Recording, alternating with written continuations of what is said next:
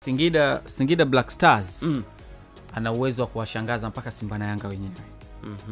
Inawezekana isiwe kwenye kuchukua ubingwa, lakini kwenye kupiga hatua kimaendeleo ya club, kuanzia ongezeko la ushindani, lakini pia kujijenga kama timu ambayo inapaswa kuwa kama timu kubwa.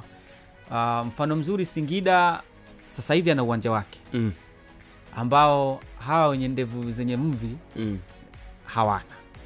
Lakini nje ya hapo Singida ameingia, lakini ushindani wake ukiondoa hizo siasa ambazo zilitokea hapa karibuni na nini, lakini ukitaja timu 4 ambazo zina perform vizuri kwenye ligi yetu, na wenyewe unawaweka.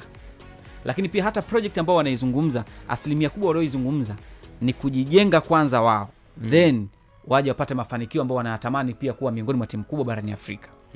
Kama wameweza kutumia muda mfupi kupata uwanja wao, kama wameweza kutumia muda mfupi kuwa miongoni mwa timu ambazo zinafanya vizuri kwenye ligi yetu, na iona pamoja kwamba na hizo siasa nyingine ambazo tunazungumza kwamba huenda wakaingia kwenye siasa za Simba na Yanga, ila wao wana watu makini ambao wana uwezo wa kupembua mipaka ya kuwafanya waathirike kwenye maendeleo yao.